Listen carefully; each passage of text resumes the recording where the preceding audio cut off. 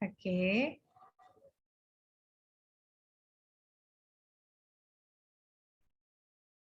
Ya. Selamat datang Ayah dan Bunda, Ibu Bapak, peserta yang sudah hadir di seminar kali ini. Selamat bergabung kembali dengan seminar atensi anak remaja. Ya, saya buka untuk seminar hari ini. Assalamualaikum warahmatullahi wabarakatuh. Ya, terima kasih untuk Waalaikumsalam warahmatullahi wabarakatuh. Baik, terima kasih Ayah Bunda yang sudah semangat untuk mau belajar lagi nih di seminar atensi kali ini. Sebetulnya seminar atensi untuk tema kali ini yang dijadwalkan Juli mundur di hari ini. Mudah-mudahan beberapa yang sudah DM di IG saya sempat membaca informasinya dan mudah-mudahan bergabung di seminar hari ini. Baik, seminar atensi kita kali ini akan membahas tentang judulnya pendampingan psikologis orang tua bagi anak dengan ADHD atau Attention Deficit Hyperactive Disorder. Kalau orang masyarakat awam biasanya mengenal dengan anak gangguan konsentrasi. Jadi bagaimana nih orang tua nanti mendampingi anak yang ternyata terdiagnosa ADHD atau gangguan konsentrasi ini. Nah, kita akan ditemani oleh narasumber yang sudah pasti kompeten. Sebentar, mohon izin. Ya, hari ini kita akan didampingi oleh narasumber yang sangat kompeten di bidangnya. Jadi Mbak Fuka ini sangat mencintai anak-anak dengan ADHD, sangat mendalami. Jadi kita akan didampingi oleh, saya nggak mau manggil ibu karena masih muda, Mbak. Saya panggilnya Mbak. Jadi dengan nama lengkapnya Mbak Mas Fuk, aduh agak susah nih tulisannya nih, karena saya manggilnya Mbak Fuka gitu ya. Sana, ini dia fotonya. Ini dengan Mbak Mas Fuhatur Rohmah. Beliau ini sebagai praktisi psikolog, kemudian Mbak Fuka juga begitu panggilan akrabnya. Mbak Fuka juga sebagai dosen Fakultas Psikologi di Universitas Gunawarman Depok. Beliau mengajar di program S1 dan S2 di Fakultas Psikologi Gunawarman Depok. Kemudian Mbak Fuka ini juga berpraktek.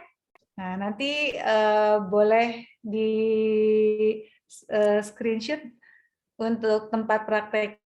Nah, Mbak Fuka ini berpraktek di psikologi metamorfosis di Depok, di Pancoran Mas. Kemudian Mbak Fuka ini juga berpraktek di Rumah Sakit Permata Jonggol di Bogor.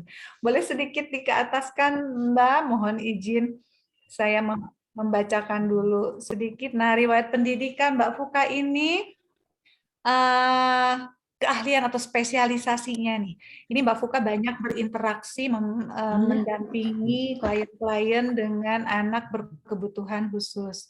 Bukan baca itu atau di depan. Mbak Fuka ini ini penyetrika didinya ya kayak Kak Ida saya di mute. depan ya tuh.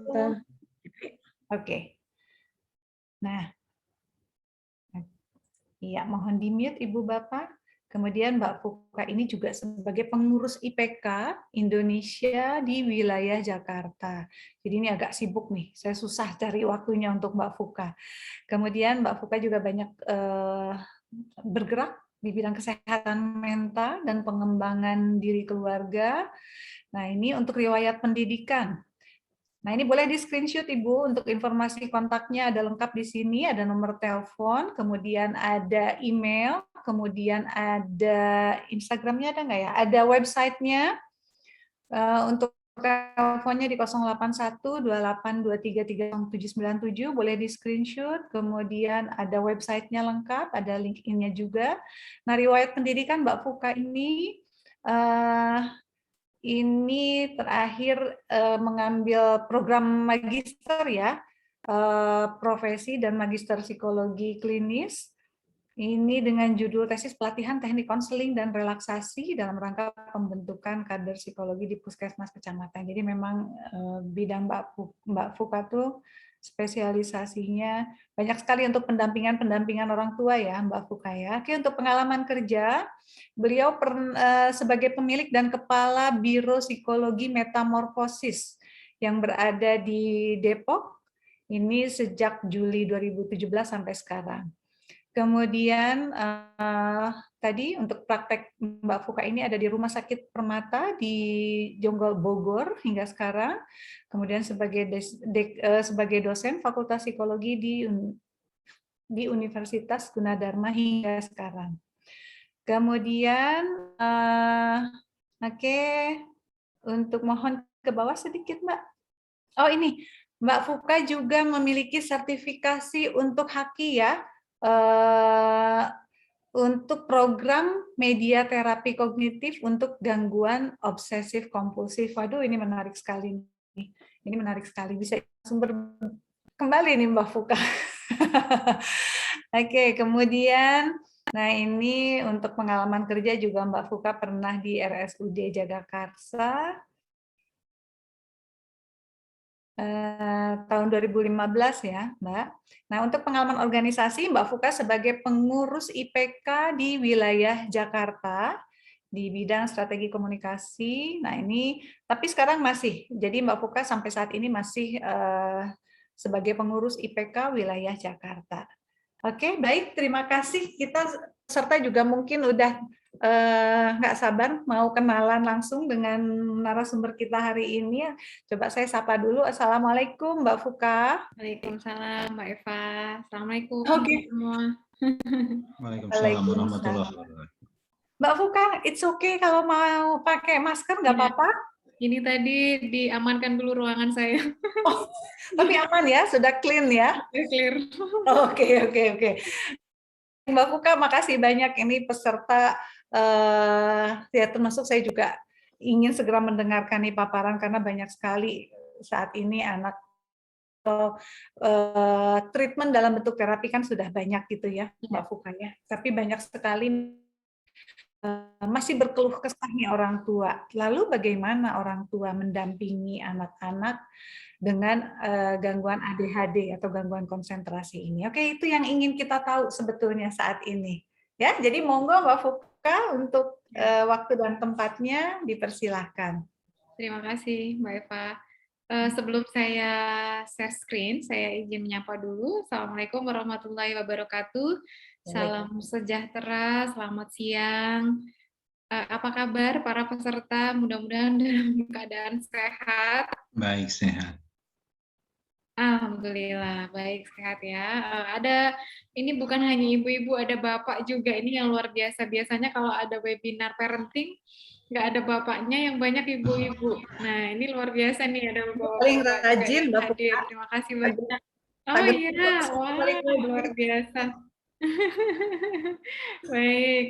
Baik, saya izin share screen dulu, Mbak Eva. Ya, silakan.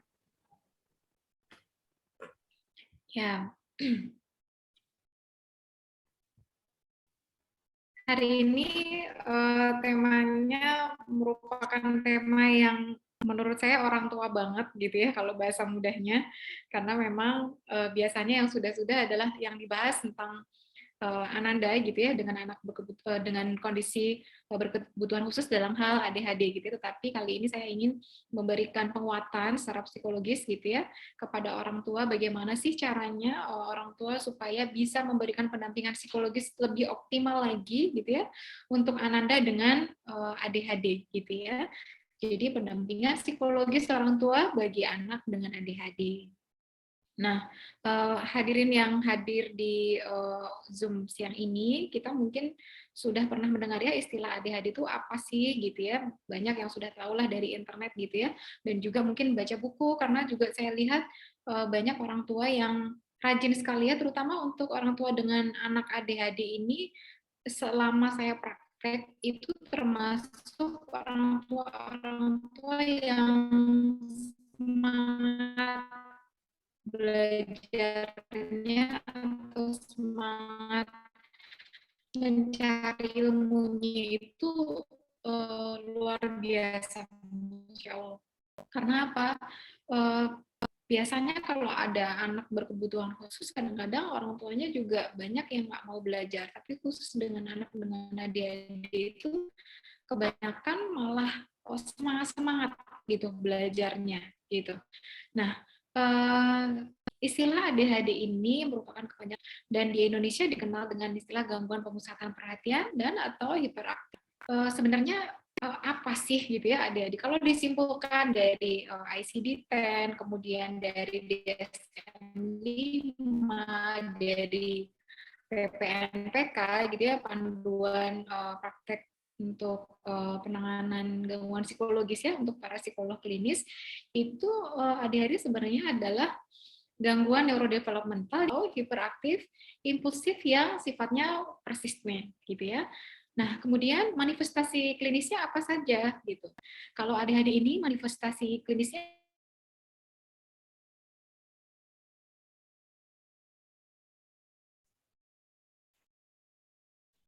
Oke, untuk slide-nya sepertinya hilang, Mbak Fuka.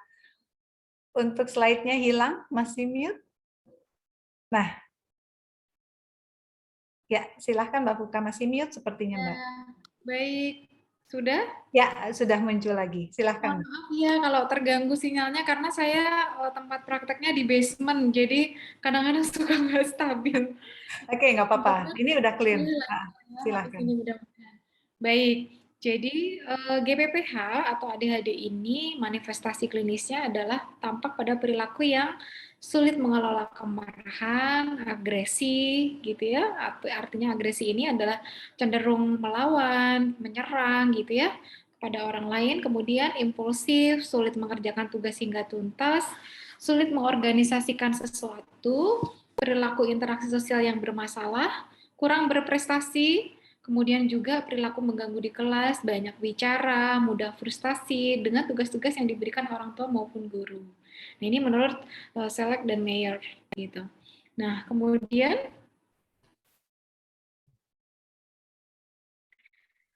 kekuatan anak dengan ADHD ini apa? Ini juga yang seringkali guru kami ya, guru saya di ADHD, Prof. Yuka Siregar, MPD, psikolog klinis anak, beliau ini menekankan bahwa kita harus ingat bahwa anak-anak ADHD itu punya banyak kekuatan.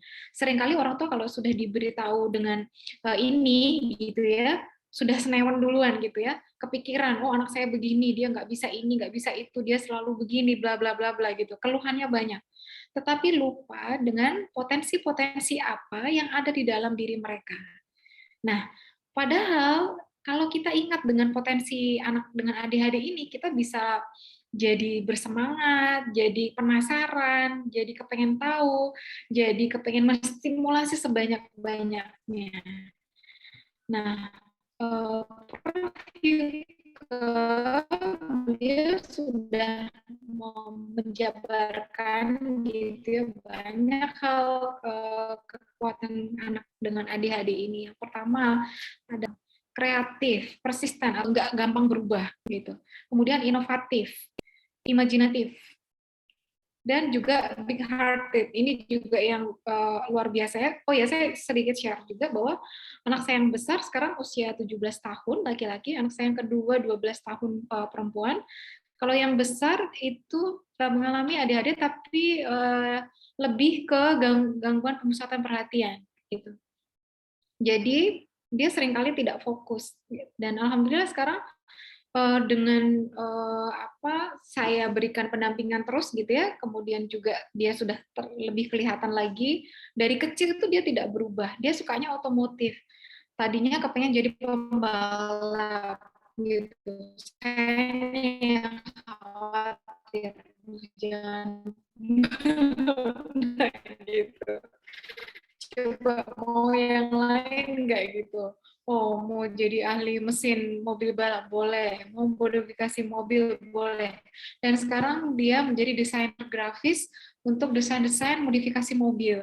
Nah, artinya ini saya juga belajar dari anak saya bahwa sejak kecil gitu ya, dia ternyata nggak berubah gitu dari TK sampai lalu pekerjaan yang berkaitan dengan itu dia sukai, dia tekuni sampai dia sekarang ini gitu. Nah, mungkin Bapak Ibu atau rekan-rekan gitu ya, yang hadir di Zoom kali ini bisa mengingat kembali review. Bener nggak sih kayak gitu ya? Karena saya pun membuktikan bukan hanya dari klien-klien anak saya itu demikian gitu, yaitu yang ditekuni. Ada yang suka mengaji gitu ya, ada yang suka menggambar dengan objek tertentu. Kemarin di rumah sakit kebetulan saya dapat anak dengan ADHD yang sukanya gambar tank, tapi tanknya itu beragam gitu. Jadi bukan hanya satu model, karena dia memang sudah distimulasi sedemikian rupa oleh orang tuanya juga dengan gaya dan juga model tank yang beragam gitu. Jadi gambarnya itu bagus sekali gitu. Meskipun itu kesannya cuman tank gitu ya, cuman itu lagi, tetapi beda-beda angle-nya juga jadi dari posisi yang berbeda-beda gitu. Nah, big hearted tadi ya, bahwa kadang-kadang anak-anak ini yang surprise adalah kalau dia habis ditegur gitu ya, dia itu mudah, kalau bahasa Jawanya lileh gitu ya, bahasa Indonesianya dia mudah memaafkan. Kalau bahasa Sundanya apa tuh Mbak Eva? Maksudnya memaafkan gitu ya, pemaaf gitu ya? Jadi dia itu big hearted itu dia kalau ada orang habis marahin dia atau bikin dia kesel gitu, dia itu mudah memaafkan, mudah letting go lah Easy gitu going gitu Mbak ya. Eva. Apa ya itu? Easy going ya. Easy Iya, going. easy going lah ya bahasa kerennya kayak. Betul. Jadi seperti itu gitu anak dengan ADHD itu enggak yang biasanya ada ya anak yang misalnya contohnya nggak usah jauh-jauh deh, anak saya yang kedua itu biasanya kalau mungkin karena perempuan ya lebih peka gitu. Kalau habis kesel gitu butuh waktu sedikit lebih lama dibanding abangnya gitu. Tapi ya itu adalah kekuatan yang luar biasa untuk anak dengan ADHD yang kita perlu ingat dan menyemangati kita gitu ya sebagai orang tua ataupun sebagai profesional yang menangani mereka. Nah, kemudian enterprising, dia giat gitu ya, mau berusaha, nggak mudah menyerah. Jadi kalau ada kesulitan itu dia akan cari lagi gitu. Apa yang bisa dilakukan gitu ya, dan biasanya dia ini yang gitu ya mungkin akan kesel karena capek jawabnya gitu ya, tapi sebenarnya kalau ditelateni itu justru bagus gitu, mereka memperluas wawasannya, mau nanya gitu ya, kemudian penasaran dengan berbagai hal. Nah, ready for action gitu, dia siap untuk beraksi. Jadi kalau misalnya dikasih tugas nih, apalagi yang dia suka gitu, dia itu kayak energinya tuh nggak habis-habis gitu, jadi terus aja gitu. Jadi yang penting kita tahu minatnya, udah deh itu lebih mudah gitu. Nah, kemudian juga adventurers gitu. Jadi suka berpetualang. Dia kalau misalnya menghadapi sesuatu yang kayak misalnya terlalu mudah gitu ya, itu dia cenderung mudah bosan. Tapi kalau sesuatu yang kok ini nggak bisa ya, ini kenapa ya, kok nggak ngerti gitu, ini kemarin bisa kok sekarang enggak gitu, ini ada model baru, nah itu biasanya dia seru gitu, suka gitu mendalami hal seperti itu. Kemudian juga resilient, dia ulet dan tabah.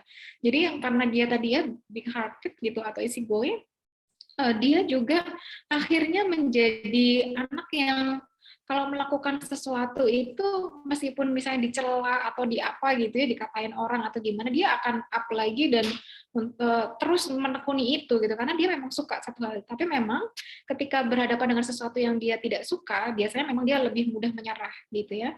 Nah, kemudian juga dia resourceful gitu. Jadi bagaimana caranya mencari apa yang bisa aku lakukan lagi ya gitu. Jadi akalnya banyak gitu.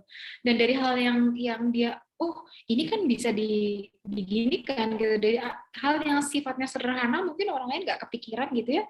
Dia bisa muncul idenya gitu. Karena memang ada sifat kreatif juga, inovatif juga ya tadi sudah saya sebutkan. Kemudian juga risk taking gitu. Kalau dia sudah suka sama sesuatu gitu ya, dia akan berani mengambil resiko itu.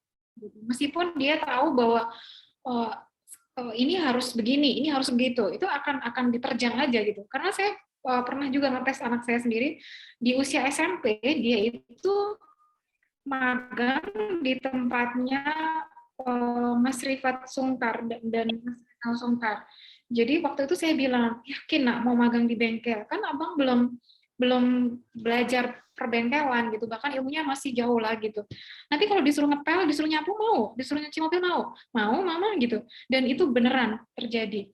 Jadi dia, padahal itu bulan puasa, dia nyuci mobil, dia disuruh bantu apa aja itu mau, dan alhamdulillah saya beruntung Mas Rifat Sungkar dan Mas Rizal bersama timnya itu baik sekali gitu membimbing anak saya, dan ibaratnya tidak merendahkan gitu ya, meskipun dia ini anak SMP gitu. Sampai Mas Rizal pernah bilang, ibu saya kaget gitu, ini ada anak kecil datang ke sini sendirian gitu. Jadi memang dia ngelamar sendiri, bawa surat sendiri gitu ya untuk ke tempat itu gitu. Artinya siapapun, bukan hanya anak saya berbagi untuk menguatkan ya, Bapak Ibu tidak menganggap sama sekali bahwa anak saya paling atau saya paling, tidak. Kami masih jauh dari sempurna dan kami masih belajar juga gitu.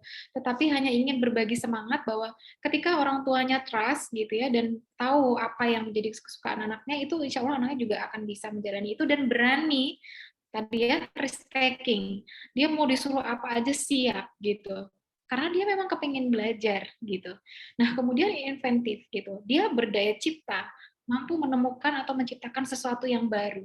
Sedikit bercerita juga, ada pasien saya yang lain yang dia ini banyak diremehkan gitu ya oleh pihak sekolah, mohon maaf, karena sepertinya memang karena pengetahuan yang kurang ya dari pihak sekolah yang sebelumnya gitu ya, sebelum dia berpindah sekolah yang lebih tepat, sehingga akhirnya dianggap nakal, nggak ngerti, dan bahkan ada yang menganggap bahwa ini kalau dulu bahasanya keterbelakangan mental ya, atau kalau sekarang disebut dengan keterbatasan intelektual atau intellectual disability ya, kalau dulu mental retardation gitu.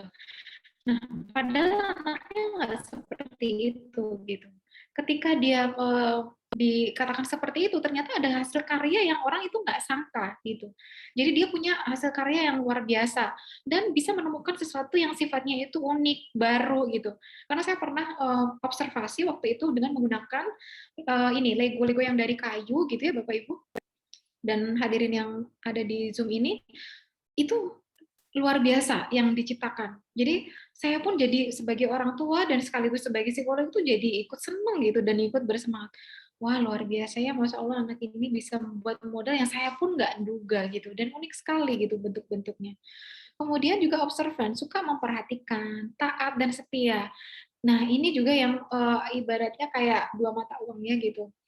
Kalau misalnya dia tidak di lingkungan yang positif gitu ya, itu akan bisa dibully karena dia mungkin terlalu baik gitu ya, apa-apa iya gitu ya, perhatian sama temennya akan dimanfaatin. Tapi kalau dia di lingkungan yang positif, justru dia akan banyak disayang oleh orang-orang di sekitarnya. Jadi memang untuk kekuatan ini semuanya gitu ya, kita tetap juga harus perhatikan. Artinya kalau sudah berlebihan kita juga harus, saya alami sendiri, karena mereka ini ya kalau milih baju gitu ya, misalnya nih, ini aja lah bang gitu, oh mama ini gitu, kadang bilangnya seperti itu, dan ketika keluar gitu dari kamar saya lihat, oh iya ya gitu, ternyata dia bagus juga milih selera bajunya, maksudnya matchingin celana baju gitu ya, itu oke lah gitu, artinya saya nggak perlu khawatir gitu. Dan saya lihat juga pada orang tua yang lain gitu ya, mereka beliau-beliau bercerita kepada saya, memang begitu gitu. Jadi memang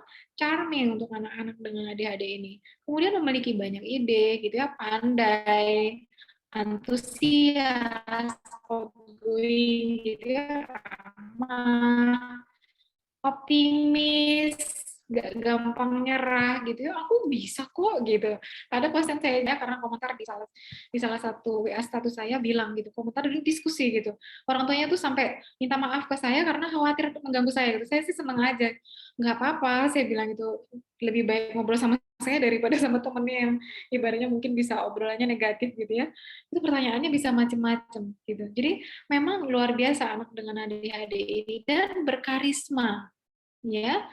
Kemudian playful, suka bermain, kadang suka ada hal lucon yang menyegarkan situasi gitu ya, itu juga menarik gitu. Kemudian juga memiliki hasrat atau keinginan yang kuat, memiliki keinginan untuk mengambil kesempatan dan mencoba hal-hal yang sifatnya baru, dan mampu menemukan solusi baru. Selain itu gitu ya, ketika dalam situasi yang krisis gitu ya, dia juga bisa mengambil solusinya, oh ya ini kan aku bisa begini gitu, oh aku mungkin bisa pakai cara yang dulu nih, atau misalnya oh aku kayaknya bisa melakukan itu deh gitu. Jadi idenya itu banyak gitu untuk menemukan solusi pada saat krisis gitu ya. Kemudian memiliki talenta. Nah ini juga ya, mereka punya kelebihan-kelebihan yang luar biasa. Anak saya kebetulan sekolah di sekolah inklusif, yang satu kelas itu ada 2 anak berkebutuhan khusus. Anak saya ini peduli sekali dengan anak berkebutuhan khusus yang perempuan, begitu juga yang laki ya, dulu satu yayasan yang sama. Mereka terbiasa gitu ya dengan artinya bertoleransi dengan anak berkebutuhan khusus. Dia bilang, "Mama, temen aku yang ini pinter ngelukis loh," gitu, sampai ada yang dipasang di KRL, kemudian jadi drummer, kemudian juga ada yang punya keahlian dalam hal-hal lainnya gitu. Jadi artinya mereka tuh mempunyai bakat yang luar biasa gitu, anak dengan ADHD ini. Nah, kemudian kita masuk ke yang ini mulai lebih ke pandangan kita sebagai orang tua dan juga sebagai profesionalnya untuk saya, kemudian Mbak Eva, atau barangkali ada psikolog yang hadir di hari ini.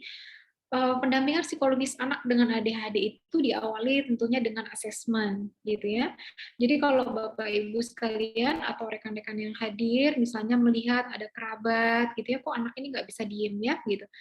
Prof Yuke pernah menyampaikan kepada kami para psikolog muda bahwa melihat anak bisa fokus atau enggak gitu ya, atau ada indikasi ke arah hiperaktif atau enggak itu bisa dengan melihat 3 menit kali usianya.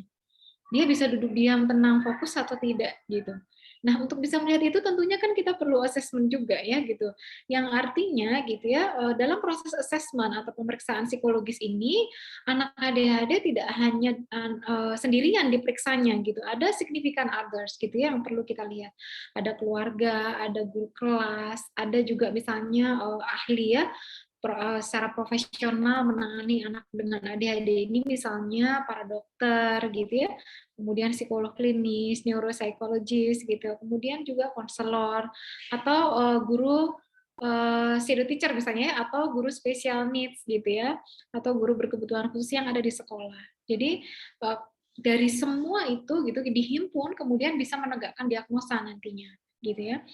Nah, kemudian dalam proses asesmen tentunya ada beberapa teknik yang kita bisa lakukan. Ada wawancara klinis, kemudian nanti juga ada teknik-teknik yang lain. Kemudian wawancara klinis itu sebenarnya apa sih gitu yang akan dibahas di situ gitu ya. Yang pertama adalah kondisi klinis terkait perilaku pasien. Kemudian yang kedua, riwayat perkembangan. Jadi ini yang saya juga ingin menguatkan ya para hadirin di Zoom ini, bahwa dan juga yang mungkin menonton di YouTube, bahwa mohon bersabar dan bisa memahami kalau misalnya diberikan lembar identitas gitu ya, atau kalau misalnya sekarang dengan layanan online misalnya dengan G-Form gitu ya, itu field-nya banyak gitu ya, item-item yang harus diisi banyak gitu. Karena apa? Kami para psikolog klinis butuh bantuan Bapak Ibu sekalian sebagai caregiver gitu ya, meskipun bukan orang tuanya misalnya gitu ya, atau sebagai pendamping atau sebagai perawat gitu ya dari anak dengan ADHD ini, kami butuh informasi sebanyak-banyaknya. Karena menegakkan diagnosa untuk anak dengan ADHD ini juga nggak boleh sembarangan gitu. Jadi dengan menceritakan, menuliskan di situ ya sesuai dengan field yang diberikan oleh para psikolog klinis, maka Bapak Ibu sebenarnya bukan hanya membantu kami, tetapi juga membantu anak yang sedang didampingi gitu. Supaya semakin jelas, semakin detail kami memperoleh informasinya, kami juga semakin tepat membantunya gitu ya, dan menegakkan diagnosanya pun juga lebih baik.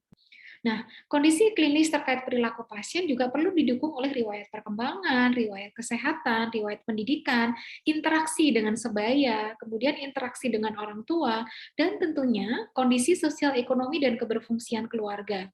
Nah, mungkin barangkali poin yang terakhir, ngapain sih Bu kok kayak gitu ditanyain misalnya gitu ya. Penting sekali gitu, karena memang anak dengan ADHD ini kan butuh treatment, butuh penanganan gitu ya. Kadang-kadang juga butuh medikasi pada level tertentu.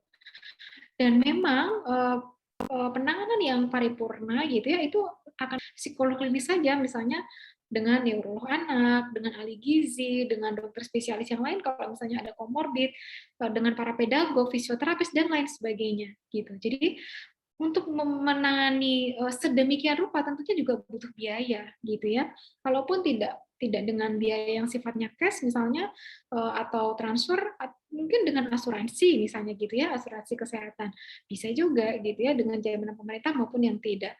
Jadi kondisi sosial ekonomi dan keberfungsian keluarga sangat penting bagi kami, terutama saya dan rekan-rekan kami di psikolog klinis gitu ya, untuk bisa menegakkan diagnosa dengan baik dan mempertimbangkan kira-kira intervensi apa sih yang paling pas gitu ya. Nah, kemudian yang kedua adalah tentunya observasi. Ini juga menjadi kunci bagi kami untuk menegakkan diagnosa. Menurut McNulty gitu bahwa observasi ini dilakukan untuk mengetahui aktivitas motorik, fokus atau atensinya gitu ya, dan juga kontrol impulsnya. Bagaimana perilaku meninggalkan tempat duduk, perilaku selama pengetesan ataupun selama mengerjakan tugas, dan juga tentunya perilaku ketika bermain.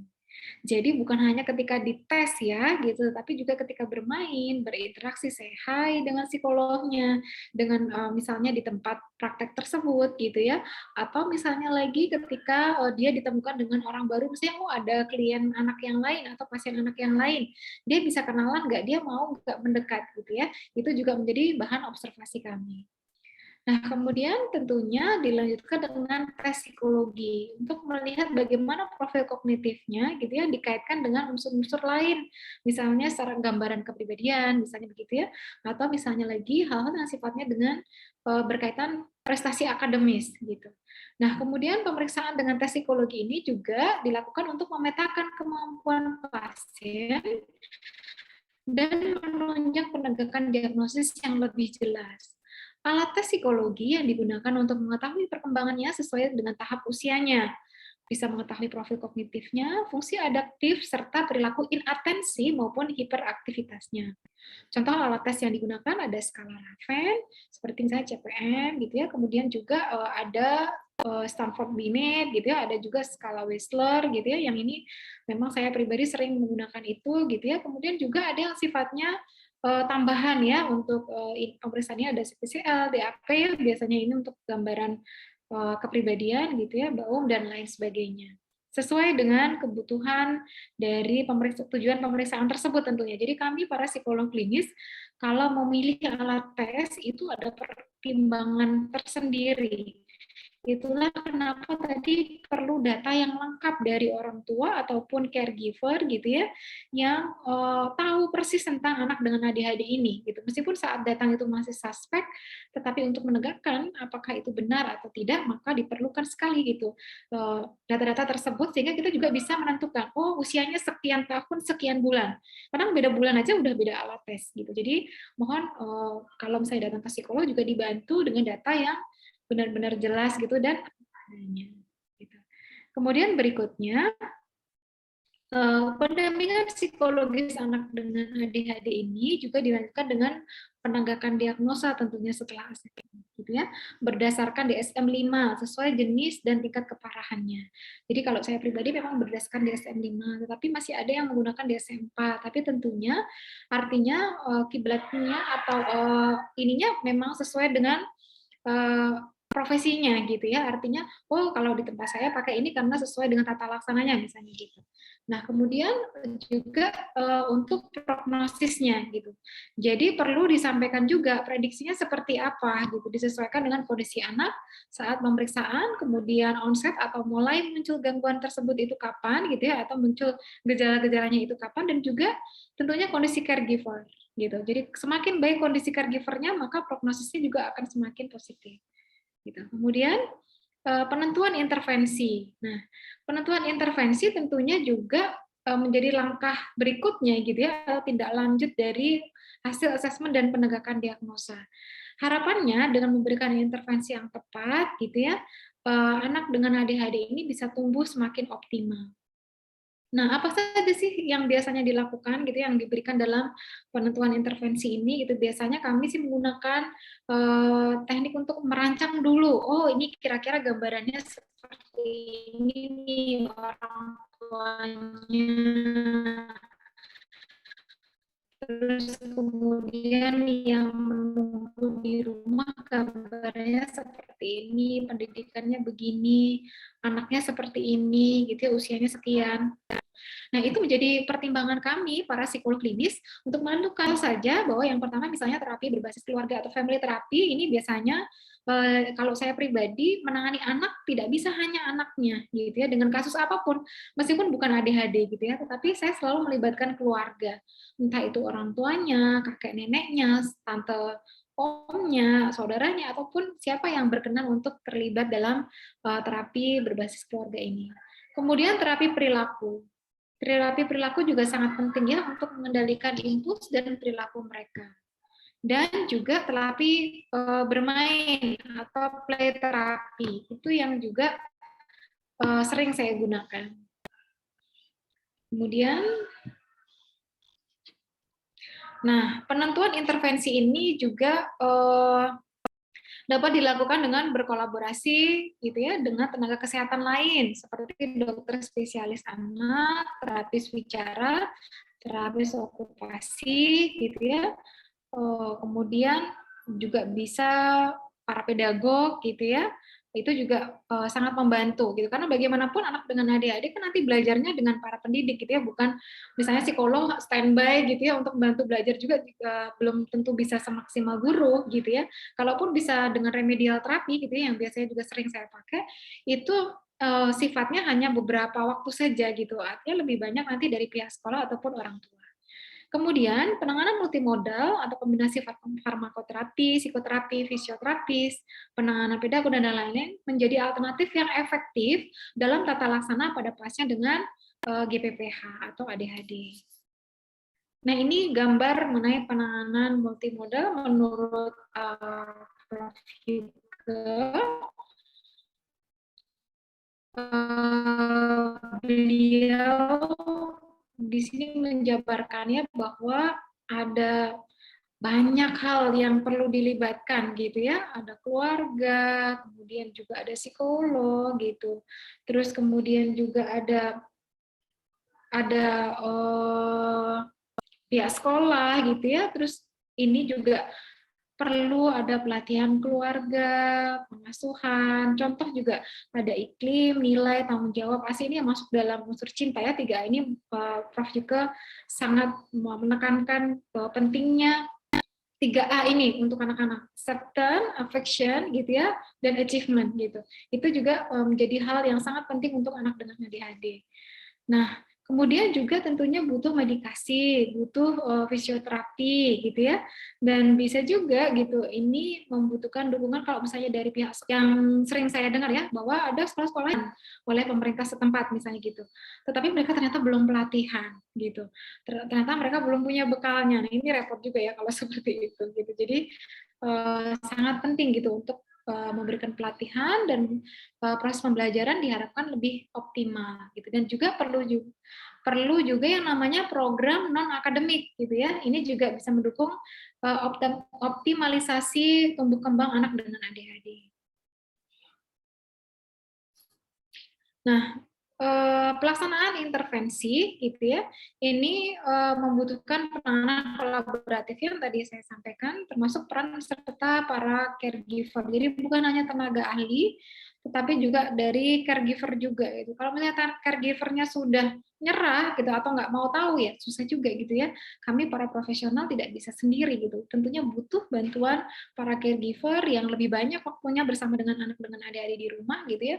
Itu yang akan lebih mengupayakan dan juga intensif gitu ya keberadaannya bersama dengan anak-anak tersebut. Sehingga pendampingan psikologis untuk anak dengan ADHD itu sangat penting dari orang tua terutama. Kemudian yang keenam adalah evaluasi intervensi. Nah, ini biasanya kalau saya pribadi melakukan itu termnya antara 3 sampai 6 bulan. Jadi 3 bulan sekali biasanya saya evaluasi, oh ini terapinya sudah sekian, dan saya sampaikan kepada orang tua, baik tertulis maupun lisan. Kemudian nanti apa saja yang perlu dievaluasi gitu. Apakah butuh asesmen ulang gitu ya, biasanya kalau asesmen ulang itu, kalau saya bukan di 3 bulan, tapi 6 bulan kemudian. Tetapi 3 bulan itu biasanya untuk evaluasi intervensinya gitu. Seperti apa, perkembangan positifnya, hambatannya apa gitu ya. Itu biasanya dibahas. Nah, sekarang masuk ke tips pendampingan psikologis. Yang pertama, bicarakan dan cari bantuan. Ketika ada kesulitan dalam melakukan pendampingan psikologis, maka berkonsultasilah pada profesional, misalnya neurolog anak, psikolog klinis, dan lain-lain. Gitu. Saya pun di tempat praktek pribadi juga bekerja sama, gitu, biasanya memberikan surat rujukan eksternal. Di rumah sakit, saya juga bekerja sama dengan para dokter spesialis yang ada di sana, gitu, ataupun yang di luar rumah sakit tersebut. Jadi ada rujukan internal dan ada rujukan eksternal. Kemudian bicarakan pada orang lain saat merasa tidak mampu, atau tidak tahu gitu ya harus melakukan apa supaya terasa lebih ringan dan mudah dilakukan. Anda tidak harus menanggung dan melakukannya sendiri. Jadi ini saya bold karena saya ingin mengajak siapapun yang menjadi caregiver anak dengan ADHD nggak usah takut, nggak usah khawatir gitu. Saya pun dulu tadinya tidak menyadari gitu ya bahwa ternyata anak saya masuk gitu ya, meskipun levelingnya atau severity-nya masih mild gitu ya, masih ringan, tetapi alhamdulillah saya bersyukur belajar ilmu psikologi sehingga saya bisa mendampingi dan mengantisipasi gitu ya negatif yang bisa menghambat perkembangannya. Nah, Bapak Ibu juga demikian, kalau misalnya kesulitan nggak usah malu, nggak usah ngerasa bahwa aduh nanti ibaratnya mengungkapkan aib keluarga nggak ya gitu. Kan berkonsultasi gitu ya, artinya itu bukan aib gitu ya, berkonsultasi gitu. Dan memang kalau ya supaya nanti sekiranya bisa lebih optimal membantu gitu. Nah, kemudian ikuti arahan para profesional. Kalau sudah konsul, sudah dibicarakan gitu ya, maka ikuti arahannya gitu. Nah, penanganan anak dengan ADHD ini akan lebih efektif dan signifikan perubahannya jika mengikuti arahan-arahan dari para profesional tersebut. Gitu. Nah, kemudian juga tenangkan diri dan terima. Nah, kenapa ini saya masukkan sebagai tips pendampingan psikologis? Seringkali kalau sudah orang mendengar gitu ya penegakan diagnosa itu jadi drop atau jadi kecewa, kaget gitu. Kenapa ya? Kok gini ya? Ada yang marah kepada Sang Pencipta, ada yang marah dengan diri sendiri, ada yang menyalahkan pasangan, ada yang semakin benci sama anaknya, tapi ada juga yang semakin sayang gitu, semakin nggak tega gitu. Jadi beragam. Oleh karena itu, gejala psikologis yang beragam tadi sangat penting yang namanya menenangkan diri. Dan dilanjutkan dengan apa? Dilanjutkan dengan menerima. Tadi sudah sempat saya sebutkan bahwa Prof juga menyampaikan acceptance itu penting, ya. Jadi ketika kita sudah menerima gitu, itu akan memudahkan kita untuk membantu dia. Terimalah kondisinya gitu. Dan ketika Anda tenang, kemudian bisa menerima kondisi Anda, maka Anda sebagai logis. Dan anak ini akan bertumbuh, berkembang gitu ya secara lebih optimal lagi. Kemudian berikutnya pelajari dan tulislah. Ini yang juga menjadi hal penting yang ingin saya sebarkan bahwa kadang-kadang kita mempelajari, kemudian kita lupa menulis. Kenapa sih kok menulis itu penting gitu? Coba Bapak Ibu renungkan. Kalau misalnya kita zaman dulu ya gitu, kalau tahun 70-an gitu ya atau 80-an namanya nulis belajar itu luar biasa.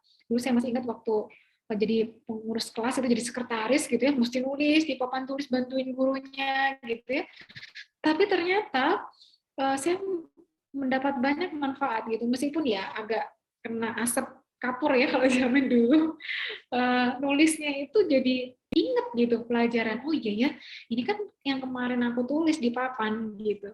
Jadi sambil membantu teman, ternyata itu kita belajar gitu. Dan kalau kita mempelajari kemudian menuliskan, membuat misalnya mind map gitu ya, kita rangkum apa yang sudah kita baca, itu sangat luar biasa loh, tertanam dalam ingatan kita.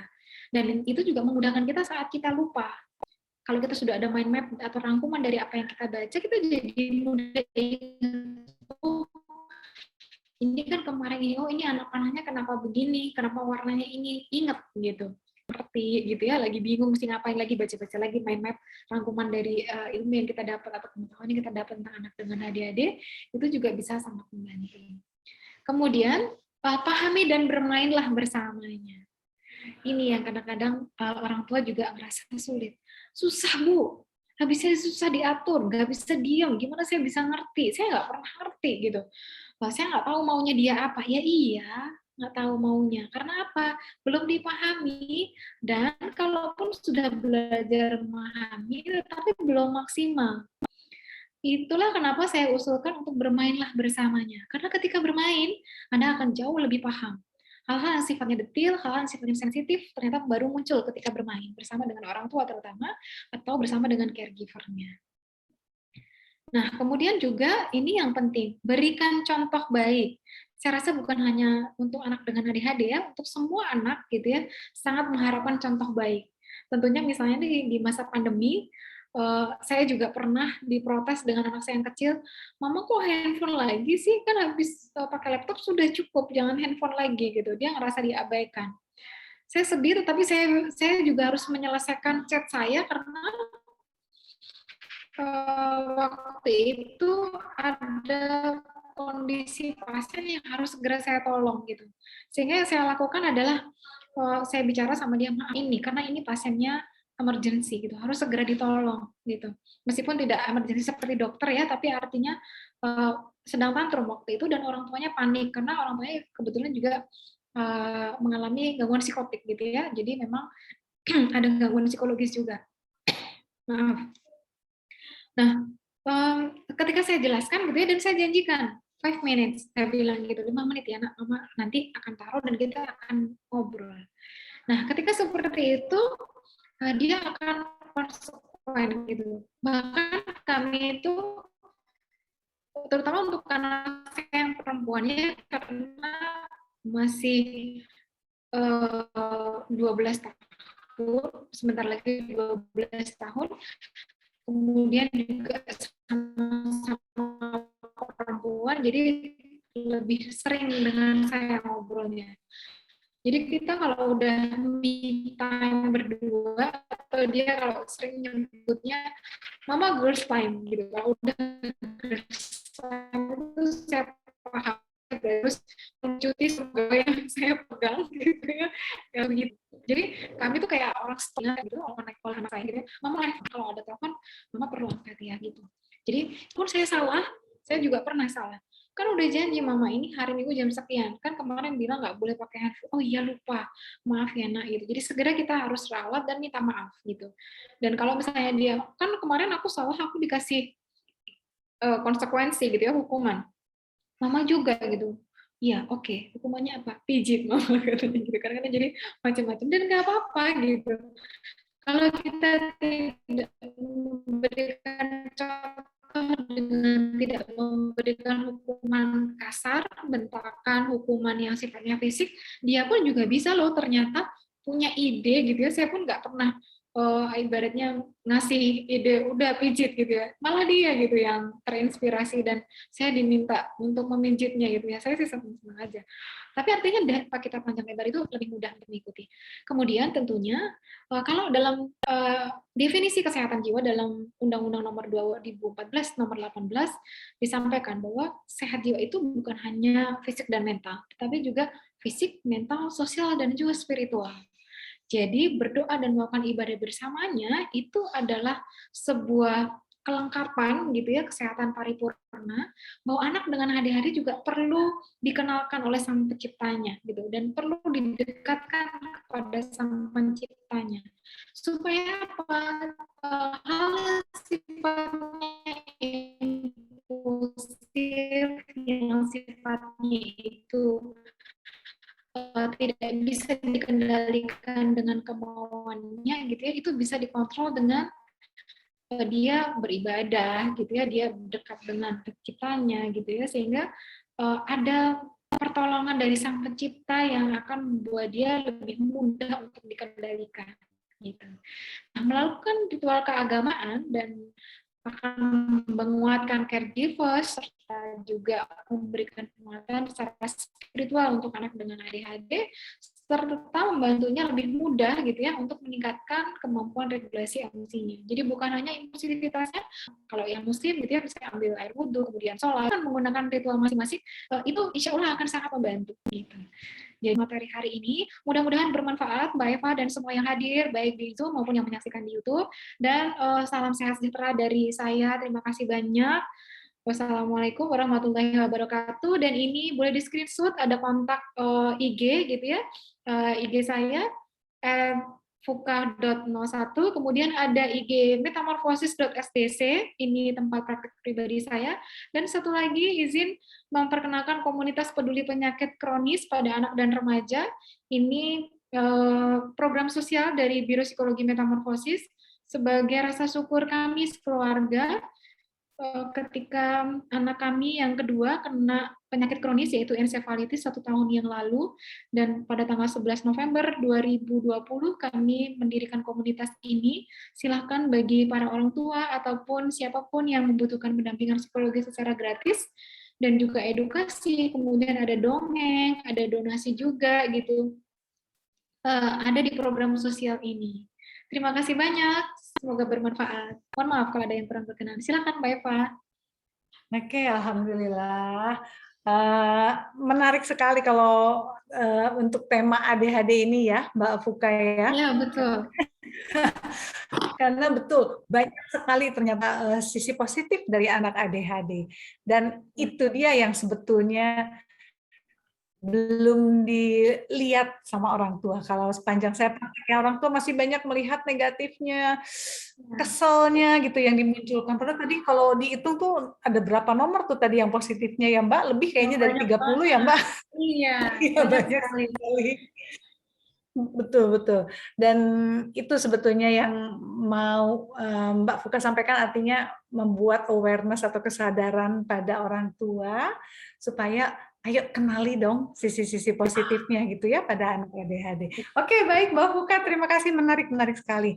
Nah, kita sebetulnya sebelum masuk ke sesi tanya jawab, kita mau masuk ke sesi tanya jawab, boleh monggo ditulis di kolom chat atau bertanya langsung. Izin 2 menit untuk foto bersama dulu ya Mbak Fuka ya. boleh. Ayo Ibu Bapak, saya mau minta tolong untuk buka video sebentar untuk dokumentasi. Jangan lupa yang berkerudung dipakai dulu kerudungnya. Nah, Pak Gentur sehat Pak Gentur? Sehat Pak, Mbak Eva. Sehat Mbak Eva. Lagi praktek ya, nggak apa-apa, pakai aja maskernya Pak. Iya, iya. Oke, sebentar ya, sebelum kita masuk ke sesi tanya jawab. Yang mau buka lagi, izin saya foto. 1, 2. Punten ya Bu. Yes. Sebentar. Oke. Nah, baik. Ibu dan Bapak, monggo kalau ada yang mau bertanya, susah ini ketemu Mbak Fuka ini susah, sibuk sekali. Jadi Mbak Eva bisa aja. Mbak Eva juga sibuk loh. boleh. Jadi monggo bertanya langsung kepada Mbak Fuka terkait pendampingan orang tua terhadap anak ADHD ini. Ya monggo, yang open mic silahkan. Biasanya yang minta duluan tuh yang jauh-jauh, Bu, katanya saya udah jauh-jauh dari Sorong, Papua, nggak dapat kesempatan. Monggo silahkan Ibu bertanya langsung atau menulis di kolom chat. Kalau di kolom chat sepertinya belum ada. Boleh, yang mau bertanya langsung monggo silahkan. Ada yang mau bertanya? Monggo silahkan sambil menunggu ya, langsung open mic aja ya, Ibu, Bapak langsung open mic aja. Mbak Fuka, nah Bu siapa ini? Bu Feby Retno ya? Monggo silahkan. Silahkan Bu. Saya dari mana? Dari mana? Nabire, Papua. Oh, terima kasih Bu. Luar biasa. Ajakin banyak. Terima kasih Bu, ajakin ya teman-teman ikut terus seminar atensi ini ya Bu. Iya, ini pertama kali saya ikut dan terima kasih banget. Jadi saya punya link lagi untuk belajar. Alhamdulillah. Ibu jangan lupa follow Instagram atensi ya. @atensi anak remaja sudah ada di kolom. Semoga silahkan Bu, bertanya langsung. Iya, pertanyaannya cuma satu saja. Apakah ada pengaruh herediter atau keturunan ya untuk ADHD? Terima kasih. Oke, baik. Terima kasih Bu. Monggo Mbak Fuka. Iya. Jadi memang untuk anak dengan ADHD memang ada yang menuliskan bahwa ini ada faktor genetik gitu, meskipun tidak semua anak dengan ADHD itu pasti karena faktor genetik gitu ya. Jadi kalau misalnya ditanya apakah ada, iya Bu, betul ada gitu. Jadi kalau misalnya ditanya sama psikolog gitu ya, kenapa kok itu ditanyain gitu ya? Karena memang perlu gitu. Biasanya kami nyebutnya ada yang disebut dengan genogram, gitu, silsilah gitu ya. Kira-kira siapa sih yang kira-kira perilakunya sama gitu. Kalaupun dulu ini disebutnya bukan ADHD kalau dulu, ini disebutnya bandel katanya gitu. Ada yang bilang gitu ke saya gitu. Ini mau bandel Bu katanya gitu. Dulu dia nggak bisa diem gitu. Terus juga istrinya, pantesan kalau bikin janji nggak pernah inget katanya gitu. Ada yang begitu. Atau ternyata baru sadar gitu kalau oh iya ya ternyata ada, tapi dulu memang mungkin karena keterbatasan orang tua begitu ya, orang tua dari orang tuanya anak dengan ADHD ini sehingga tidak ditangani dan bahkan tidak tahu kalau itu ADHD gitu. Demikian Betul. Ibu, semoga bisa menjawab. Oke, jadi sebetulnya dari turunan juga ada, tapi nggak perlu langsung turunan dari orang tua juga mungkin ya, Mbak Puka, bisa dari kakek nenek, om, tante gitu? Iya, jadi tidak satu garis istilahnya gitu. Jadi bisa dari garis-garis berikutnya. Misalnya, oh dari kayak tadi ya disebutkan Mbak Eva dari kakek nenek gitu ya, atau misalnya ini bukan dari ibu dan ayah langsung, terus kemudian ternyata oh ini budenya ini ada misalnya gitu ya, silang ternyata gitu. Jadi itu yang artinya tidak langsung lurus satu garis gitu ya. Oke, terima kasih. Semoga Bu Feby ya. Oke, baik. Terima kasih pertanyaannya Bu Feby. Iya, boleh silahkan Ibu, Bapak yang mau bertanya lagi, Mbak Ibu Lady ya. Monggo silahkan. Iya, boleh. Silahkan Bu Iya. Lady. Assalamualaikum Bu Fuka, saya dari Waalaikumsalam, Bu Bandung. Lady. Oh ya dari Bandung. Iya, kebetulan memang saya juga punya putri ya. Pertama mungkin ADHD 9 tahun.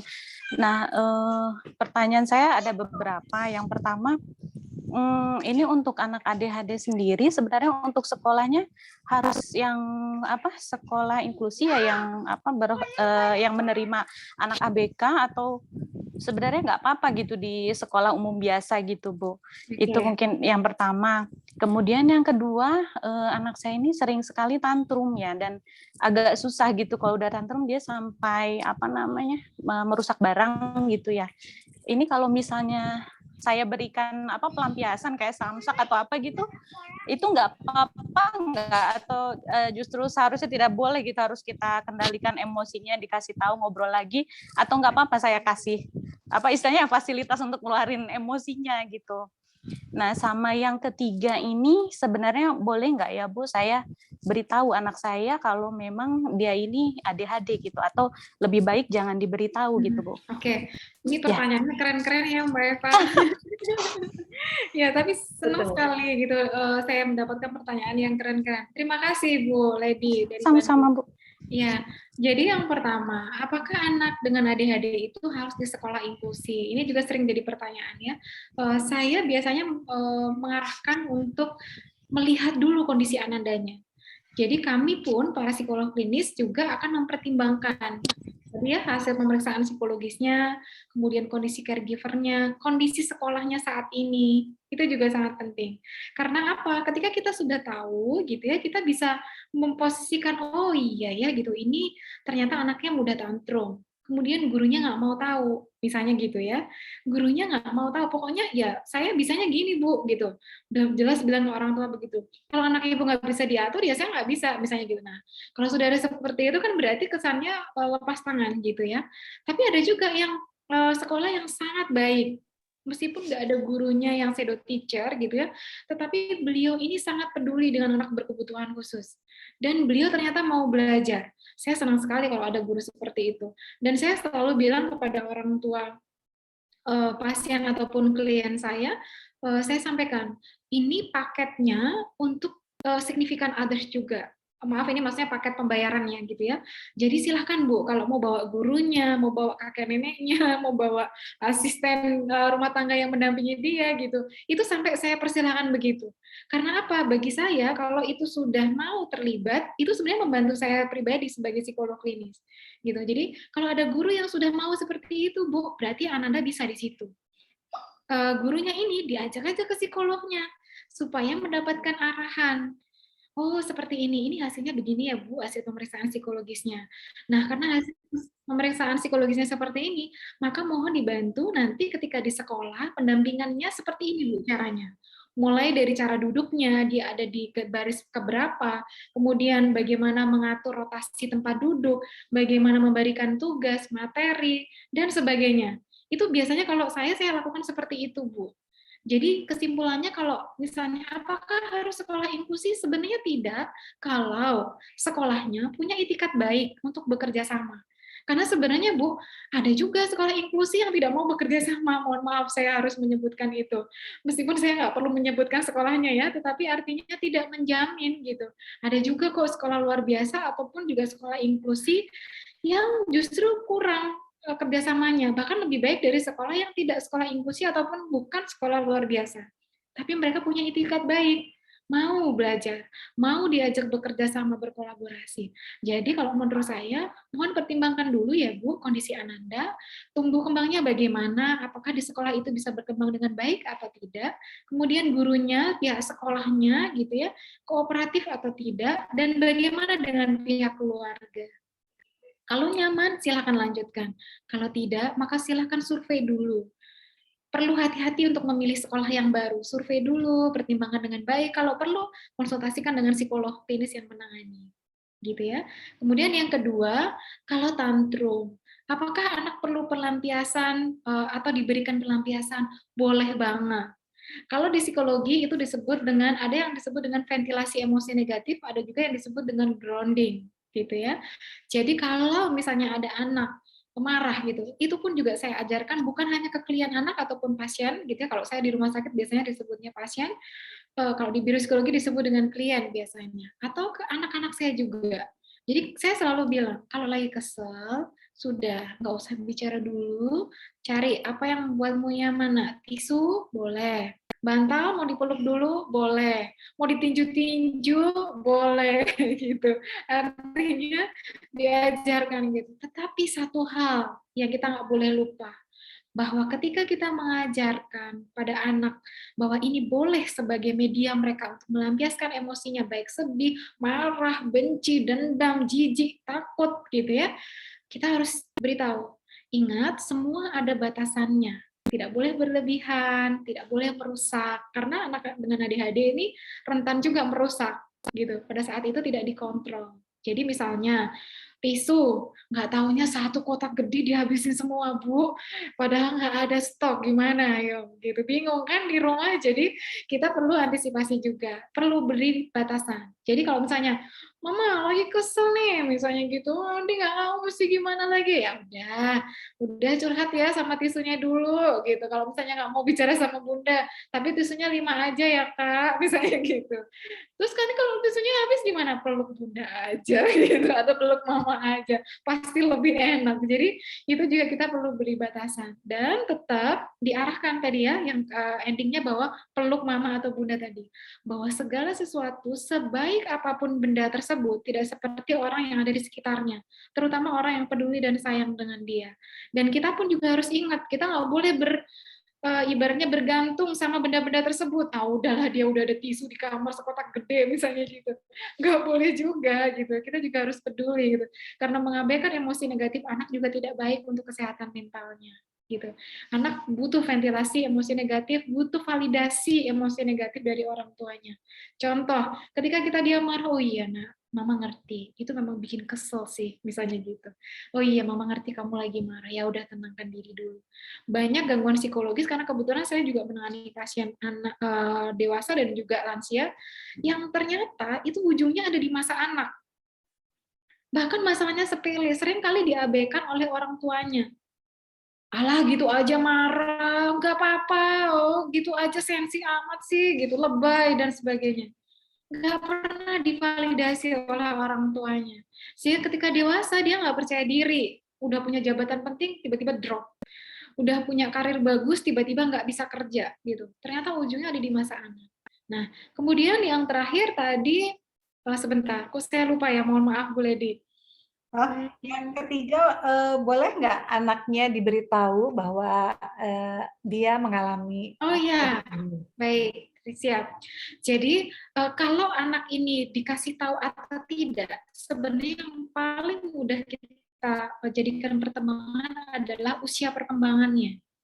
Jadi ibu kalau periksa ke psikolog, tanya ya gitu, apakah perkembangan usia kronologis itu usia berapa tahun, berapa bulan, berapa hari. Usia mental itu terkait dengan apakah usia kronologis itu sesuai dengan tugas perkembangannya yang harus dia capai. Misalnya, oh anak umur 3 tahun tuh idealnya dia sudah bisa mengucapkan beberapa kata gitu ya, atau dia sudah bisa mulai mau makan sendiri misalnya gitu. Nah, dia bisa mencapai itu nggak balance nggak gitu. Kalau menurut psikolognya, oh oke kok dia usia kronologisnya memang setara dengan usia mentalnya gitu. Usia mentalnya ini sama kok dengan usia kronologisnya, oke aman. Tapi kalau itu tidak balance, mohon minta saran kepada psikolognya apakah boleh diberitahu atau tidak.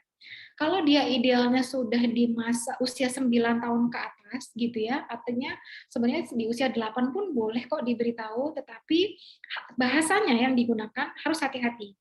Jadi jangan sampai dia merasa terlabel, kemudian dia menjadi anak yang justru minder gitu ya, kemudian dia nggak berani bergaul gitu ya, tetapi justru itu untuk menguatkan dirinya.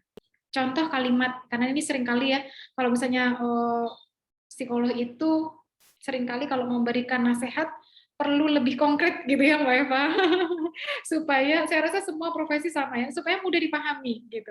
Contoh bahasanya ya Bu yang bisa diberikan. Nah, tadi kita habis dari psikolog gitu. Tadi dikasih tahu nggak sama psikolognya? Misalnya dikasih tahu, tapi nggak banyak Bunda gitu.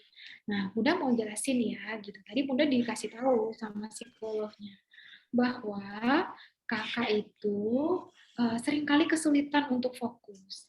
Dan ini kalau di ilmu psikologi disebutnya dengan ADHD atau GPPH.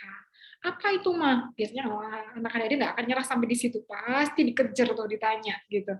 Jelaskan. Nah, terus sampaikan. Itulah kenapa tadi saya sebutkan kekuatannya. Mudah-mudahan itu bisa diingat atau bahkan di capture. Sampaikan kelebihan dia. Jadi saya seringkali kalau menjelaskan hasil psikotes atau observasi ataupun wawancara klinis gitu ya kepada anak-anak, itu saya sampaikan dulu yang positif dulu. Nah, kamu tuh hebat loh dalam hal ini, gitu ya. Artinya kita punya teknik ya, Bapak Ibu sekalian.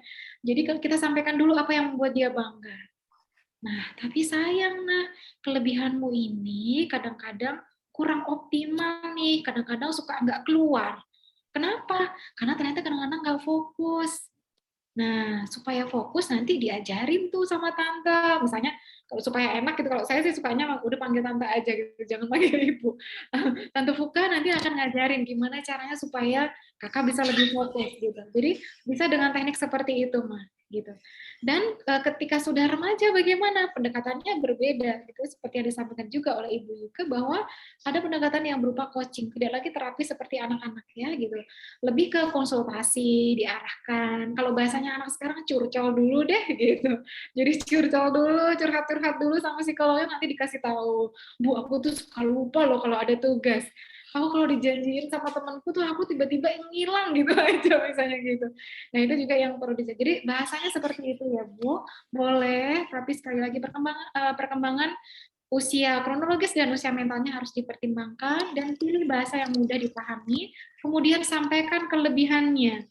Kelebihan dia apa? Nah, kekurangan dia bagaimana dan caranya untuk menangani kekurangan dia itu apa saja yang bisa dia lakukan. Dan sampaikan satu hal lagi. Nah, it's okay. Kakak nggak sendirian, nggak apa-apa. Mau ADHD kek, mau yang lain kek, tetap anak yang paling mama papa cinta. Suafi. Yuk, sama-sama nanti akan dibantu. Gitu. Itu sebagai closing. Demikian, semoga bisa menjawab. Semoga terjawab ya, Bu Ledi. Betul, setuju sekali Mbak Fuka, karena sebetulnya anak ADHD itu kan anak yang cerdas. IQ-nya itu tidak ada yang kurang dari rata-rata. Ya, betul sekali. Oke, mudah-mudahan bisa terjawab dan dicoba ya tips-tips dari Mbak Fuka tadi ya, Bu Ledi ya. Terima kasih pencerahannya Bu. Sama tips kalimat positifnya, terima kasih sekali. Kadang kalau sudah bingung tuh kan suka lupa ya ngomongnya tuh kadang ya nggak positif banget gitu Bu. Ya, Makasih memang banyak Bu. perlu ini latihan ya Bu, perlu jam terbang. Nanti semakin terbiasa, nanti semakin pinter deh milihnya. Saya pun juga Amin, belajar amin. terus soal itu. Insya Allah ya Bu. Terima kasih banyak Bu. Ya, sama-sama. Tapi luar biasa juga ya, tadi anaknya perempuan disiapinnya samsak, itu kan luar biasa juga. Samsaknya boleh diganti tadi sama apa kata Mbak Fuka tuh bantal katanya. Iya, jadi dicari sisi-sisi yang feminin mungkin ya gitu. Oke, baik. Monggo silakan, terima kasih Mbak Fuka. Monggo silakan tadi Bu Sisya ya, Bu Sisya Siti. Boleh silakan Ibu. Assalamualaikum warahmatullahi wabarakatuh. Waalaikumsalam. Gimana Bu? Ya, saya dari Kabupaten Tangerang. Oh, oke, dari Tangerang. Ya baik, ini sebetulnya saya telat ikutnya tadi pas dirincikan beberapa kelebihan anak ADHD. Putra saya kebetulan usianya 11 tahun. Nah, kami juga sudah mencoba terapi, tapi mungkin ini pun diberikan link ini pun dari psikolognya. Makanya malah makin harus berpikir, wah ternyata panjang ini perjalanannya nanti masih panjang sekali. Singkatnya apa yang tadi disampaikan oleh Mbak Fuka betul-betul pembelajaran, betul-betul hal yang memang harus dijalani oleh kami sebagai orang tua. Tapi dari banyaknya yang ada di isi kepala, sebetulnya ingin sekali ketika di proses beribadah, putra kami tuh fokus gitu. Karena dulu di kelas 1 SD, sekarang kelas 5, anak itu bisa melakukan ritual ibadah dengan baik dan benar. Misalnya rokaatnya betul-betul walaupun fokus pasti ya sedikit pasti melenceng. Tapi itu pernah. Jadi mungkin saya berpikir mungkin ada waktu yang kosong membuat dia dan ilmunya kami sebagai orang tua masih kurang, membuat kekosongan itu yang membuat dia makin terganggu gitu, maksudnya makin tidak fokus gitu. Jadi kami sebagai orang tua ketika ingin sekali ketika kami sedang lemah, ketika kami sedang down, ingin sekali hanya melihat putra kami tuh duduk beribadah dengan baik, dengan tenang. Jadi hal-hal yang lain itu seolah-olah cukup gitu. Itu aja sih sebenarnya inginnya bagaimana caranya membuat ketika dia itu sholat tenang, fokus, walaupun dia tahu bacaannya tapi kadang lompat-lompat. Itu aja sih yang membuat akhirnya kenapa ya Mbak Fuka anak saya tuh kalau sholat kalau nggak fokus itu dia lompat di atas sejadah itu, lompat mesti namanya azam tenang, sholatnya tenang. Jadi ini juga yang membuat kita sedih, dia tidak bisa berjamaah di masjid. Nah, sedangkan putra kami itu laki-laki gitu. Itu yang membuat ayahnya tuh menarik diri untuk ya udah di rumah aja. Tapi mau sampai kapan gitu. Jadi itu kesedihan yang memang luar biasa. Ingin sekali rasanya bagaimana caranya beribadahnya itu dengan tenang gitu, ya, fokus. betul. Usia berapa tadi Bu? 11 tahun. 11 tahun, kelas 5 berarti. Kelas 5. Kelas 5, oke, baik. Ya, mohon maaf kalau agak enggak ini ya pertanyaan. Jadi saya agak sebenarnya bingung. Sebenarnya banyak sekali pertanyaan, tapi hal yang ini aja deh yang saya pengen tahu gitu. Bagaimana sih gitu membuat anak saya lebih fokus beribadah. Terima kasih, mohon maaf. Terima kasih Bu Sisya. Sama-sama. Ya, mohon Ya. Terima kasih Bu Sisya atas pertanyaannya tadi. Mohon maaf karena saya sedang di basement, ada beberapa yang terpotong, saya kurang jelas, tapi mudah-mudahan saya tidak salah tangkap ya.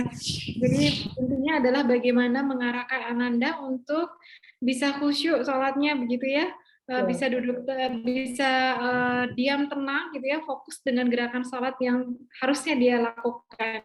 Betul Anak Pak. laki-laki. Ya, jadi kita coba diulang sedikit ya. Jadi putranya usia 11 tahun, kelas 5 SD, ketika sembahyang itu selalu kelihatan tidak khusyuk, bahkan melompat-lompat gitu. Akhirnya orang tua mengambil salah satu tindakannya itu menarik diri untuk tidak melakukan sholat berjamaah di masjid. Gitu. Dan ini ada keinginan besar dari orang tua, minimal untuk sholat itu bisa khusyuk gitu. Baik, terima kasih Mbak Eva. Jadi memang yang pertama adalah seperti yang tadi sudah saya sebutkan di materi, karena mungkin Bu Sisha tadi juga sedikit terlambat ya gitu. Jadi saya izin reminder lagi tentang materi yang saya sebutkan tadi, bahwa acceptance itu penting, menerima itu penting. Sebenarnya ini adalah konsep dalam kehidupan, di semua aspek kehidupan kita gitu, bukan hanya terkait dengan anak berkebutuhan khusus. Kita sendiri pun sebagai orang dewasa gitu ya, sebagai orang tua, apakah kita sudah menerima diri kita seutuhnya dengan peran kita sebagai orang tua, itu juga menjadi perenungan yang sangat penting. Dan ketika kita sudah menerima itu, apakah kita sudah menerima kondisi anak-anak kita dengan apa adanya mereka, tanpa syarat. Ya, jadi ada disebut dengan unconditional self-acceptance, gitu kalau dalam positive psychology. Atau kalau misalnya ini berkaitan dengan orang lain, kita menerima orang lain tanpa syarat apa adanya. Yang orang lain ini adalah kebetulan darah daging kita sendiri, gitu, anak-anak kita sendiri. Oh iya ya, dia anak dengan adik-adik. Dari siapa dia ini? Oh, dari Allah. Allah yang menciptakan, gitu. Dan Allah pula yang Maha tahu apa yang terjadi pada anak ini. Sehingga insya Allah meskipun dia sholat dengan lompat-lompat tadi gitu ya, Allah tidak akan ibaratnya terus kemudian gimana-gimana gitu ya, karena sudah tahu gitu kan kondisi anak ini memang seperti ini. Kemudian mohon izin Bu Sisha, saya mau izin konfirmasi, apakah Ananda ini sudah mendapatkan medikasi Bu Sisha? Ya, edukasi ini 2 bulan terakhir kami di anak istimewa dari Bu Ari ya, anak istimewa psikolog di daerah Ciputat. Nah ini terapi, jadi kami ke sana itu, jadi sebenarnya panjang kalau diceritain. Ini tuntutan dari sekolah. Sebelumnya di kelas 1, kelas 2 itu ada di sekolah alam, ada pendamping dan ada terapinya gitu. Nah kemudian kami pindah dan ini di sekolah SDIT karena memang jauh, terbatas dengan ya kesanggupan kami, akhirnya kami pindah. Nah dari situ 2 tahun pindah di sekolah yang baru ini ada tuntutan untuk tolong pakai pendamping ibu, makanya kalau enggak diterapi. Nah setelah kami terapi ya seperti ini, ada terapi behavior dan sebagainya. Sebenarnya maaf Bu Sisha, maksud saya medikasi dari dokter, pengobatan dari dokter. Konsumsi obat-obatan enggak putranya? Terakhir ke dokter neurologis ya, itu memang dia bilang gini, kalau memang cenderung kognitifnya selama di sekolah itu mengganggu, terlambat dan sebagainya, memang harus diterapi dengan obat. Tapi untuk fokus dia belajar. Tapi kalau itu pun harus dilihat, ini kan sedang pandemi, jadi tidak bisa serta-merta diberikan. Benar-benar harus dilihat. Nah, tapi kalau misalnya dia di sekolahnya tidak terganggu, masa dalam tanda kutip masih bisa mengikuti, itu nggak perlu gitu, apalagi kalau misalnya dengan pendamping. Jadi ketika ke dokter neurologis itu beliau bilang ini dilihat, kalau perlu pendampingan aja dulu, kalau memang dia belajarnya menurun, jauh dari teman-teman ya, baru diberikan obat gitu. Jadi sampai saat ini belum mengkonsumsi obat ya? Belum. Karena memang lompat-lompatnya itu ketika enggak setiap saat lompat, tapi maksudnya dia tuh kayak yang awalnya enggak, itu yang membuat saya kenapa sih dulu enggak gitu, kok sekarang begini gitu. Dari belakang itu memang jauh, jadi banyak kami tuh tertinggal, karena sebelumnya kami juga sempat di 3,5 tahun itu belum ada bicara, itu kami ke Cipto. Ketika ke Cipto itu ke tumbuh kembang, kata dokternya memang anak kamu nggak kenapa-napa. Dari situ kami merasa cukup, dalam tanda kutip cukup, oh ya udah kita terusin aja, jalanin aja seperti biasa. Nah, ketemu di TK. Di TK itu anaknya di lingkungan, mohon maaf, di lingkungan yang tidak inklusi, jadinya gurunya merasa ini mengganggu gitu. Akhirnya dibiarkan, kemudian dibiarkan benar-benar dibiarkan main sendiri, main puter-puter. Dari situ mulai dia sering puter-puter efeknya. Jadi banyak sekali latar belakangnya. Ibu terapinya mulai kapan, Bu, puternya? Juli. Sudah berapa lama berarti? Sudah berapa lama? 1 bulan lebih. Oh, baru 1 bulan terapinya ya? Oh, oke, baik. Ya. Jadi memang terima kasih Bu Sisha atas penjelasannya. Sama-sama. Ya, jadi kalau memang Ananda ini belum mendapatkan medikasi, perkembangan terkini mohon disampaikan. Kalau menurut saya sih dengan kondisi dia yang sekarang ya, yang tadinya tidak lompat-lompat, kemudian sekarang lompat-lompat ketika sholat, ada baiknya dikonsultasikan kepada neurolognya. Gitu, karena biasanya kalau sudah ada kan kadang-kadang anak itu beda ya tumbuh kembangnya, misalnya 3 bulan kemudian ternyata dia malah menurun gitu atau regresi misalnya gitu, ada kemunduran gitu dari kemampuan yang sebelumnya. Nah, itu perlu dilaporkan, perlu disampaikan, dikonsulkan gitu ya ke neurolognya supaya segera mendapatkan penanganan yang lebih tepat. Kalaupun misalnya tidak dalam bentuk medikasi misalnya gitu ya, atas keputusan beliau, bisa jadi misalnya disarankan untuk fisioterapi misalnya begitu. Atau misalnya lagi apa yang bisa dikonsulkan, karena saya kebetulan tidak memeriksa anaknya langsung ya Bu, mohon maaf, jadi saya memberikan saran yang sifatnya umum dulu gitu. Jadi kalau anak yang seperti ini sebenarnya sih satu tentunya kita acceptance dulu sebagai orang tua bahwa oke, dia memang tidak bisa dipaksakan untuk ikut sholat berjamaah, terutama di masjid, apalagi sekarang terkait dengan kondisi pandemi seperti saat ini gitu. Kemudian yang kedua, yang kita nilai adalah bukan kesempurnaan cara dia bersolat, tetapi niat dia untuk mau mengerjakan sholat tersebut. Karena saya rasa di agama apapun, terutama kita ya, kalau misalnya di Muslim, anak itu apalagi sudah 11 tahun, kita memang wajib untuk mengingatkan ya Bu, gitu. Jadi ketika dia sudah mau melakukan itu, kita hargai dulu. Kita kalau mau negur dia, ini sekali lagi mohon izin saya berikan contohnya ya, untuk berbicara kepada anak ini, misalnya dipegang punggungnya ketika dia selesai sholat, sayang udah berdoa belum gitu misalnya, ntar aja misalnya gitu, atau gimana lah dia nggak mau misalnya gitu, ayo kita berdoa sama-sama, mama kepengen loh doa ditemenin sama abang misalnya gitu, atau sama mas atau siapa manggilnya gitu ya, atau kakak misalnya gitu, yuk kita doa yuk sama-sama. Terus habis itu dia doa dalam hati kan, kita juga doa dalam hati, atau boleh dikeraskan juga boleh. Terus habis itu kita bilang, Bunda seneng banget deh abang udah sholat gitu. Besok lagi semangat ya, semakin semangat ya sholatnya. Terus usahakan lebih tenang. Coba cari satu titik di sajadahmu untuk fokus. Misalnya titik, jadi perlu diajari ya Bu, misalnya dia suka, misalnya dari bagian sajadah itu, dia yang paling suka bagian apa gitu. Nah itu juga boleh untuk membantu di awal. Sehingga dia nggak lompat-lompat terus gitu. Halo, ini dengan siapa? Ini apakah ini anaknya Bu? Iya betul. Oh oke. Halo kakak, salam kenal.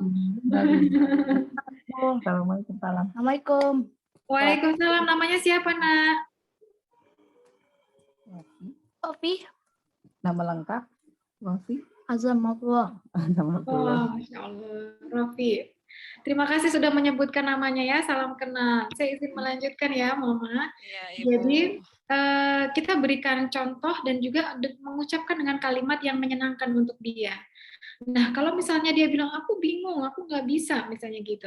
Ya sudah, besok kita coba lagi ya, gitu. Atau mungkin barangkali ditemani ayah sama bunda sholatnya, biar kakak lebih tenang.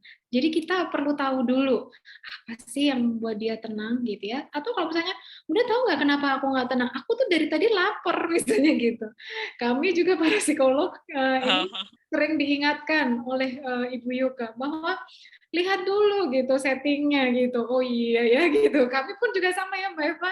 Oh iya ya, kita perlu ajak orang tua untuk melihat situasinya apa sih sebenarnya. Jadi kita perlu pertimbangkan, anak ini tadi sholat, nahan lapar apa enggak ya, misalnya gitu. Kan kita kalau misalnya ya.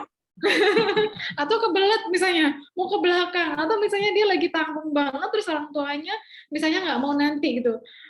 dia lagi main game, pokoknya sekarang. Nah, kita nggak memberikan jeda. Misalnya kita kasih toleransi, oke 10 menit ya nak, setelah itu sholat. Mungkin dia akan lebih tenang dibanding dengan, enggak, pokoknya sekarang sholat dulu. Handphonenya taruh misalnya gitu. Ya udah dia jadi masih kebawa dengan keinginan yang lain-lain gitu. Jadi kita perlu hati-hati juga menilai Ananda.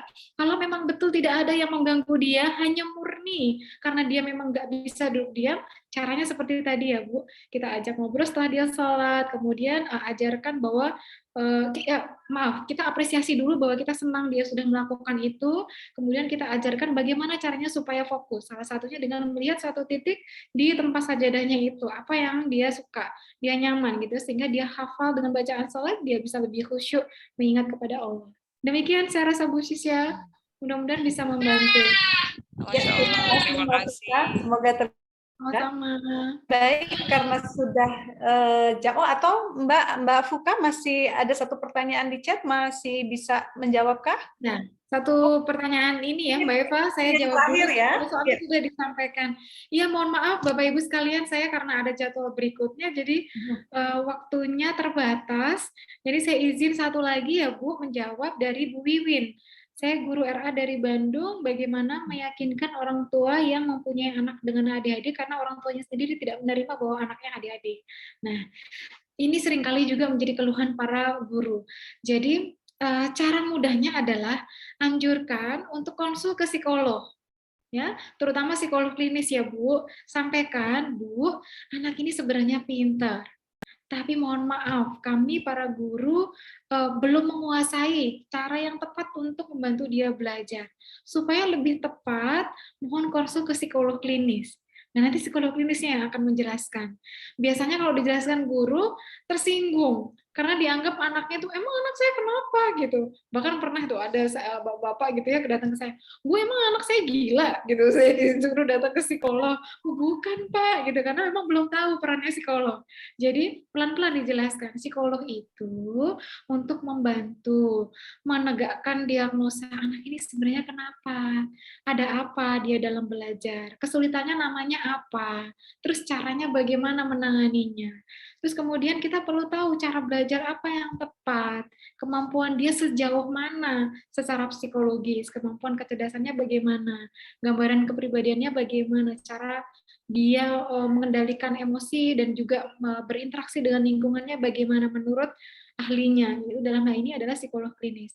Saya rasa demikian Bu, supaya bisa meyakinkan orang tua untuk tahu gitu dan menerima kondisi anaknya ini seperti apa. Semoga bisa membantu. Terima kasih. Terima kasih banyak, dan hati-hati juga guru atau selain dokter dan psikolog juga tidak boleh memberikan label ADHD langsung ya, Mbak Fuka ya. Iya, betul. Jadi kita perlu hati-hati menjelaskannya. Jadi lebih ke tadi ya, kesulitan fokus, kesulitan mengendalikan diri. Jadi nama itu kalaupun misalnya dia nanya gitu ya, misalnya sudah keceplosan ataupun misalnya dia tahu dari internet karena anak sekarang ya 8 tahun gitu, misalnya dia dengar, kok adik-adik apa sih misalnya gitu. Ya sudah, kita harus jelaskan gitu. Tapi kalau misalnya belum, akan lebih baik kita jelaskan apa yang menjadi keluhan atau kesulitan dia. Itu akan lebih baik. Dan kalau dia dirasa cukup, sekali lagi ya, secara usia, dia sudah siap gitu ya, perlu juga kita ketahukan namanya supaya kalau misalnya dia diberitahu atau disebutkan oleh orang, kamu tuh ADHD, dia nggak kaget. Iya, memang saya ADHD. Emang kenapa? Yang saya tahu ADHD itu gini loh, gitu. Jadi justru dia bisa mengedukasi orang lain gitu. Bahwa orang lain bisa berpikir positif tentang dirinya. Terima kasih banyak Mbak Iyaki, Ibu Sisya ya. Terima kasih Mbak Iyaki. Ya, semoga terjawab ya Bu Wiwin tadi, baik Ya, sebagai terima kasih Mbak Fuka. Terima kasih banyak. Saya nggak pernah nyebutin bahwa anak itu ADHD, nggak pernah. Cuman ada itunya gitu, dikasih tahu kayak gimana, sepertinya ada yang harus diperbaiki soalnya anaknya emang cerdas gitu ya. Waktu itu disuruh ke psikolog gitu, cuman orang tuanya tuh anak saya emang nggak apa-apa katanya gitu. Cuman agak gini, Bu. gimana gitu ya. Baik, kalau misalnya masih bilang seperti itu, Ibu bisa berikan bukti.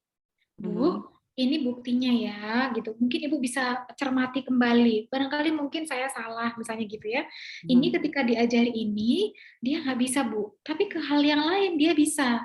Lalu kalau ini dia kesulitannya di sini. Jadi orang tua kadang-kadang kalau cuma diberitahu seperti itu, biasanya kurang yakin.